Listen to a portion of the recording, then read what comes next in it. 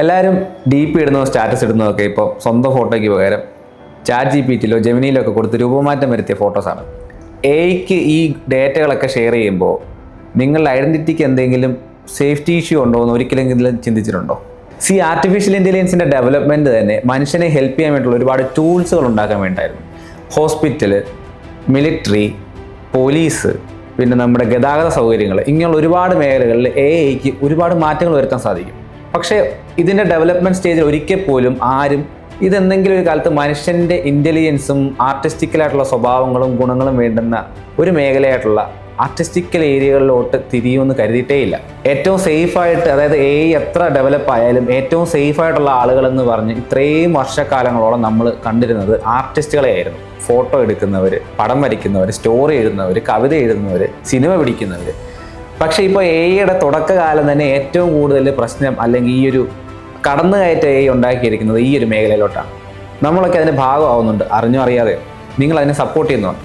ഇതൊന്നും ഒരു പ്രശ്നമല്ല. അതായത് എഐ ഉപയോഗിക്കുന്നതോ എഐ ഉപയോഗിച്ച് ഫോട്ടോസ് ഇടുന്നതൊന്നും ഒരു പ്രശ്നമല്ല. നിങ്ങൾക്കൊരു നല്ല ഫോട്ടോഗ്രാഫർ ഇല്ലെങ്കിലും ഒരു ഇൻ്റർനാഷണൽ ലെവലിൽ ഫോട്ടോയൊക്കെ DP ഇടണം എന്നുള്ള ആഗ്രഹം എല്ലാവർക്കും ഉണ്ടാവും. എഐ ഉള്ളപ്പോൾ അതിനുവേണ്ടി നിങ്ങൾ ഒരുപാട് കഷ്ടപ്പെടേണ്ട ആവശ്യമില്ല. പക്ഷേ ഇങ്ങനെ ഫോട്ടോസ് ഷെയർ ചെയ്യുമ്പോൾ, അതായത് നിങ്ങൾ ആലോചിക്കും ഞാൻ വേറെ ആർക്കും ഷെയർ ചെയ്യുന്നില്ലല്ലോ, ഒരു കമ്പ്യൂട്ടറിനെ അപ്ലോഡ് ചെയ്യുന്നല്ലേ ഉള്ളൂ. പക്ഷേ ഈ അപ്ലോഡ് ചെയ്യുമ്പോൾ ഈ ഫോട്ടോസ് എങ്ങനെയാണ് പ്രോസസ്സ് ആവുന്നതെന്ന് നിങ്ങൾ അറിഞ്ഞിരിക്കണം. നിങ്ങൾ അപ്ലോഡ് ചെയ്യുന്ന ഫോട്ടോസ് ഒന്നും നിങ്ങളുടെ സിസ്റ്റത്തിലല്ല പ്രോസസ്സ് ആവുന്നത്. ഇത് നേരെ ഈ കമ്പനികളുടെ സെർവറുകളിലോട്ട് അപ്ലോഡ് ആവുന്നുണ്ട്. സെർവറുകൾ ചിലപ്പോൾ ഡൊമസ്റ്റിക് ആയിരിക്കാം, ഇൻ്റർനാഷണൽ ആയിരിക്കാം. അതായത് ഇന്ത്യയിൽ തന്നെയുള്ള സെർവറുകളിലായിരിക്കാം, ചിലപ്പോൾ ഇന്ത്യക്ക് പുറത്തുള്ള സെർവറുകളിലായിരിക്കാം. അതായത് നിങ്ങളുടെ ഫോട്ടോ നിങ്ങൾ അപ്ലോഡ് ചെയ്യുമ്പോൾ ഒരുപക്ഷെ ഇത് ലോകം മൊത്തം സഞ്ചരിക്കുന്നുണ്ടാവാം. ഈ സെർവറുകളിൽ വെച്ചിട്ട് എഐ സിസ്റ്റം നിങ്ങളുടെ ഫോട്ടോകളുടെ ഓരോ ഫീച്ചർ എക്സ്ട്രാക്ട് ചെയ്യും. ഈ ഫീച്ചർ ഉപയോഗിച്ചിട്ടാണ് അത് നിങ്ങൾക്ക് പുതിയൊരു ഫോട്ടോ ബിൽഡ് ചെയ്ത് തരുന്നത്. ഇവിടെയാണ് നിങ്ങളൊരു അൺപെയ്ഡ് എംപ്ലോയി ആയിട്ട് മാറുന്നത്. എഐ സിസ്റ്റത്തിന് ബെറ്റർ ആവാൻ വേണ്ടി ഓരോ തവണയും നമ്മൾ അതിന് കൊടുക്കുന്ന പ്രോംപ്റ്റ് അത് ഉപയോഗിക്കുന്നുണ്ട്. നിങ്ങൾ ഓരോ തവണയും അതിനെക്കൊണ്ട് വർക്ക് ചെയ്യിപ്പിക്കുമ്പോൾ അത് കൂടുതൽ പഠിക്കുകയാണ് ചെയ്യുന്നത്. എന്ന് വെച്ച് കഴിഞ്ഞാൽ നിങ്ങൾ അവരുണ്ടാക്കി വെച്ചിട്ടുള്ള ഒരു എഐ സിസ്റ്റത്തിനെ കൂടുതൽ പഠിപ്പിക്കുന്നു. എങ്ങനെ ബിഹേവ് ചെയ്യണം, എന്ത് തെറ്റിക്കണം, എന്ത് തെറ്റിക്കരുത്, എന്ത് ശരിയാക്കണം, എന്ത് ശരിയാക്കരുത് എന്ന് നിങ്ങൾ കൊടുക്കുന്ന പ്രോംപ്റ്റിന് അതെന്താണോ ആൻസർ തരുന്നത്, ആ ആൻസറിൽ നിങ്ങൾ സാറ്റിസ്ഫൈഡ് ആണോ എന്നുള്ളതനുസരിച്ചിട്ടാണ് ഫീഡ്ബാക്ക് ആവുന്നത്. ഈ ഫീഡ്ബാക്സ് ഉപയോഗിച്ചിട്ടാണ് ഡെവലപ്പേഴ്സ് വീണ്ടും ഇതിനെ ബെറ്റർ ആക്കിക്കൊണ്ടിരിക്കുന്നത്. ഒരു പക്ഷേ ഒരു ഡെവലപ്പർ ഇല്ലെങ്കിൽ പോലും ഈ എഐ സിസ്റ്റംസ് ജനറേറ്റീവ് എഐ എന്നാണ് പറയുന്നത്, അവർ സ്വയം അപ്ഗ്രേഡ് ആയിക്കൊണ്ടിരിക്കുകയും ചെയ്യും. ഇത് നിങ്ങൾക്ക് കുറച്ചുകൂടെ വ്യക്തമായിട്ട് മനസ്സിലാവണമെങ്കിൽ നിങ്ങൾ കൊടുക്കുന്ന പ്രോംപ്റ്റ് ഉണ്ടല്ലോ, അതായത് ChatGPT-യോട് ചോദിക്കുന്നു, എനിക്കൊരു കഥ പറഞ്ഞ, കവിത പറഞ്ഞ, അല്ലെങ്കിൽ നിങ്ങൾ എന്തെങ്കിലും ഒരു ചോദ്യം ചോദിക്കുന്നു, അതിന് ഉത്തരം അത് പറയുന്നു. ആ ഉത്തരം തെറ്റാണെങ്കിൽ നിങ്ങൾ അപ്പോൾ തന്നെ ChatGPT-യോട് പറയും ശരിയല്ല, തെറ്റാണ്, എനിക്ക് മറ്റൊരു ഉത്തരം വേണം. അപ്പോൾ ChatGPT-ക്ക് മനസ്സിലാവും ഞാൻ കൊടുത്ത ഉത്തരം തെറ്റിപ്പോയെന്നും ഈ ഉത്തരം ഈ യൂസറിന് സാറ്റിസ്ഫൈഡ് അല്ല എന്നും നെക്സ്റ്റ് ടൈം ബെറ്റർ ആക്കണമെന്നും. സോ അതാണ് അടുത്ത തവണ അത് ആ ഉത്തരത്തിന് പകരം മറ്റൊരു ഉത്തരം ജനറേറ്റ് ചെയ്യുന്നത്. ഈ സമയത്ത് നിങ്ങളൊരു ഫീഡ്ബാക്ക് കൊടുത്തു. അതായത് നിങ്ങൾ ശരിക്കും ഒരു ഡെവലപ്പർ പോലും അല്ല, പക്ഷേ നിങ്ങൾ ആ സിസ്റ്റത്തിനെ ട്രെയിൻ ചെയ്യിക്കുന്നുണ്ട്. ഇവിടെ നിങ്ങൾക്ക് സാലറി തന്ന് നിങ്ങളെ കൊണ്ട് ചെയ്യിപ്പിക്കേണ്ട ഒരു ജോലിയാണ് കമ്പനികൾ ഫ്രീ ആയിട്ട് നിങ്ങളെ കൊണ്ട് ചെയ്യിപ്പിക്കുന്നത്. അൺപെയ്ഡ് എംപ്ലോയി എന്ന് പറഞ്ഞത് അതുകൊണ്ടാണ്. ഇതേപോലെ തന്നെ നിങ്ങൾ ജെമിനിക്കൊക്കെ നിങ്ങളുടെ ഫോട്ടോ കൊടുക്കുമ്പോൾ നിങ്ങളുടെ ഫോട്ടോസ് പോലും നിങ്ങൾ ഷെയർ ചെയ്ത്, അതായത് നിങ്ങളുടെ സ്വന്തം ഡേറ്റ പോലും അങ്ങോട്ട് കൊടുത്ത് ആ ജെമിനിയെ നിങ്ങൾ ട്രെയിൻ ചെയ്യുകയാണ്. നിങ്ങൾ കൊടുക്കുന്ന ഫോട്ടോസ് അവർ എന്തിനൊക്കെ ഉപയോഗിക്കുന്നു നമുക്ക് നോക്കാം. ഫേസ് ഫീച്ചേഴ്സ് എക്സ്ട്രാക്ട് ചെയ്യാൻ വേണ്ടി ഫേഷ്യൽ റെക്കഗ്നേഷൻ എന്ന് പറഞ്ഞ ടെക്നോളജി ഉണ്ട്. അപ്പോൾ നമ്മുടെ ഫേസിൻ്റെ ഡീറ്റെയിൽസ് വെച്ചിട്ട് ഒരാൾ മറ്റൊരാൾ എന്ന രീതിയിൽ ഐഡൻറ്റിഫൈ ചെയ്യാൻ വേണ്ടി ഉപയോഗിക്കും. നിങ്ങളുടെ ഫോണിൻ്റെ ഫേസ് അൺലോക്ക് അങ്ങനെയാണ് വർക്ക് ചെയ്യുന്നത്. ഈ ഫേഷ്യൽ ഫീച്ചേഴ്സ് വെച്ചിട്ട് ഈ ലോകത്ത് എവിടെ ഇരുന്നാലും നിങ്ങളെ നമുക്ക് ഐഡൻറ്റിഫൈ ചെയ്യാൻ പറ്റും. അതായത് ഈ ലോകത്ത് നിങ്ങളുടെ ഫേസുള്ള എക്സാക്റ്റ് അതേ ഫേസുള്ള ഒരാൾ നിങ്ങൾ മാത്രമേ കാണൂ. നമ്മൾ പലപ്പോഴും പറയാറുണ്ട് ഒരേപോലത്തെ 7 പേരുണ്ടാവുമെന്ന്. ഏകദേശമൊക്കെ രൂപം ഉണ്ടെങ്കിലും സിസ്റ്റത്തിന് നമ്മളെ കൃത്യമായിട്ട് ഐഡൻറ്റിഫൈ ചെയ്യാൻ പറ്റും. ഇതുകൊണ്ടുള്ളൊരു പ്രശ്നം എന്താണെന്ന് വെച്ച് കഴിഞ്ഞാൽ, ഒരു പാസ്വേഡ് കൊടുത്തിട്ട് നിങ്ങളൊരു സിസ്റ്റം ലോക്ക് ചെയ്യുകയാണെങ്കിൽ ആ പാസ്വേഡ് മറ്റൊരാൾ അറിഞ്ഞു, അയാൾ കണ്ടു എങ്കിൽ നിങ്ങൾക്ക് ആ പാസ്വേഡ് ചേഞ്ച് ചെയ്യാൻ പറ്റും. പക്ഷേ നിങ്ങളുടെ ഫേസിൻ്റെ ഫീച്ചേഴ്സ് നമുക്കൊരിക്കലും ചേഞ്ച് ചെയ്യാൻ പറ്റത്തില്ല. അല്ലെങ്കിൽ പിന്നെ നിങ്ങൾ പ്ലാസ്റ്റിക് സർജറി ഒക്കെ ചെയ്ത് മാറേണ്ടി വരും. സോ ഇനിയുള്ളൊരു കാലത്ത് നിങ്ങളുടെ ഫേസ് വെച്ച് നിങ്ങൾ ഐഡൻറ്റിഫൈ ചെയ്യുന്ന, അതായത് നമ്മൾ മനുഷ്യന്മാർ അങ്ങോട്ടും ഇങ്ങോട്ട് ഫേസ് വെച്ചാണ് ഐഡൻറ്റിഫൈ ചെയ്യുന്നതെങ്കിലും ഗവൺമെൻറ് തലത്തിലുള്ള ഡേറ്റകളിലും മറ്റു കാര്യങ്ങളിലും നമ്മുടെ പേര്, നമ്മുടെ അഡ്രസ്സ്, അങ്ങനെയുള്ള കുറേ കാര്യങ്ങളായിരിക്കും. ഇപ്പോൾ നമുക്ക് ആധാർ കാർഡൊക്കെ ഉണ്ട്, അതിന് യൂണീക്ക് ആയിട്ടുള്ള നമ്പേഴ്സ് ഉണ്ട്. പക്ഷേ ഇനി അങ്ങോട്ടുള്ള കാലത്ത് ഒരു ക്യാമറ വെച്ചിട്ടുണ്ടാവും. ആ ക്യാമറയിൽ നിങ്ങൾ നോക്കുമ്പോൾ അല്ലെങ്കിൽ നിങ്ങളെ കാണുമ്പോൾ തന്നെ നിങ്ങൾ അവിടെ എത്തി, നിങ്ങൾ പോയി വന്നു, നിങ്ങൾ അത് ചെയ്തു ഇത് ചെയ്തു എന്നുള്ള ഡേറ്റകൾ അവിടെ റെക്കോർഡാവും. സോ നിങ്ങളുടെ ഫേസിൻ്റെ ഫീച്ചേഴ്സ് വെച്ചിട്ടായിരിക്കും ഈ കാര്യങ്ങളൊക്കെ നടക്കുന്നത്. നമ്മൾ പലതവണയും കേട്ടിട്ടുണ്ട് ഗൂഗിളിൻ്റെ സെർവറും മെറ്റയുടെ സെർവറും ഒക്കെ പലരും ഹാക്ക് ചെയ്തതായിട്ട്. അതായത് എത്ര വലിയ കമ്പനികളാണെങ്കിലും എത്ര പ്രൊട്ടക്ഷൻ ഞങ്ങൾ തരുന്നുണ്ടെന്ന് പറഞ്ഞാലും ഈ കമ്പനികളുടെ ഡേറ്റ സെർവർ പോലും പുറത്തു നിന്നുള്ളവർക്ക് ഹാക്ക് ചെയ്യാൻ പറ്റും. അത്ര ഈസി അല്ലെങ്കിലും നല്ലൊരു ഹാക്കർ വിചാരിച്ചു കഴിഞ്ഞാൽ നിങ്ങളുടെയും എൻ്റെയും എല്ലാം ഡേറ്റകൾ ഈസി ആയിട്ട് ചോർത്താൻ പറ്റും.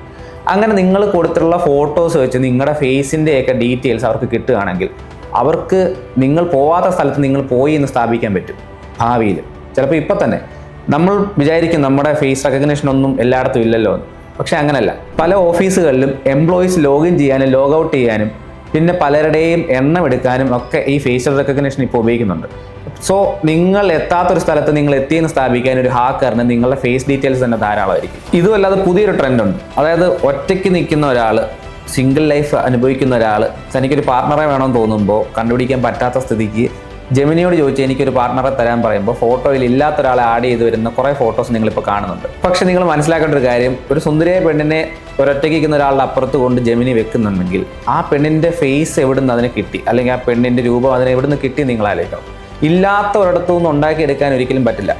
പല ആളുകളുടെ ഫോട്ടോസിൽ നിന്നും കിട്ടിയിട്ടുള്ള ഡേറ്റകൾ വെച്ചിട്ട് ക്രിയേറ്റ് ചെയ്യുന്ന ഒന്നാണ് ആ പെൺകുട്ടി. അതിനർത്ഥം നിങ്ങൾ അപ്ലോഡ് ചെയ്യുന്ന ഫോട്ടോ പോലും നാളെ ഇതിനു വേണ്ടി ഉപയോഗിക്കും.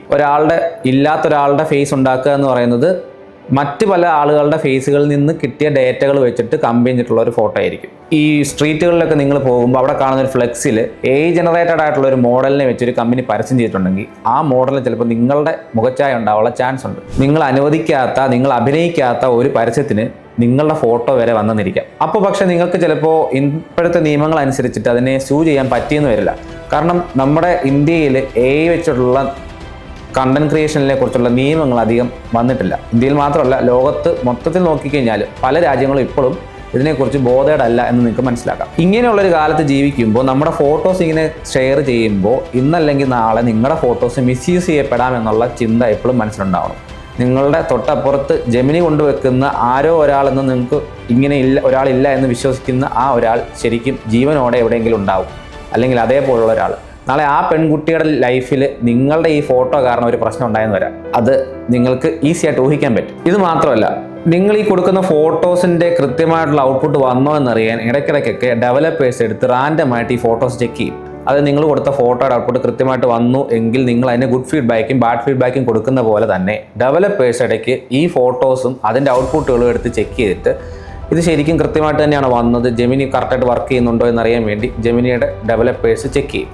ഈ സമയത്ത് നിങ്ങൾ ആരാണെന്ന് പോലും അറിയാത്ത ആരൊക്കെയോ നിങ്ങളുടെ ഫോട്ടോസ്, നിങ്ങളുടെ പാർട്ട്ണറിൻ്റെ കൂടെയുള്ള ഫോട്ടോസൊക്കെ കാണുന്നു. ഇത് തന്നെയാണ് നിങ്ങൾ ചാറ്റ് ജിപിടിയോടും മറ്റ് AI സിസ്റ്റത്തിനോടും സംസാരിക്കുമ്പോൾ ഉണ്ടാകുന്നത്. നിങ്ങൾ നിങ്ങളുടെ പേഴ്സണൽ ഡീറ്റെയിൽസും മറ്റ് കാര്യങ്ങളൊക്കെ ഇതിനോട് പറയുമ്പോൾ അത് ആരൊക്കെയോ, നിങ്ങൾ ആരാണെന്ന് പോലും അറിയാത്ത ആരൊക്കെയോ എവിടൊക്കെയോ ഇരുന്ന് വായിച്ചെന്ന് വരാം.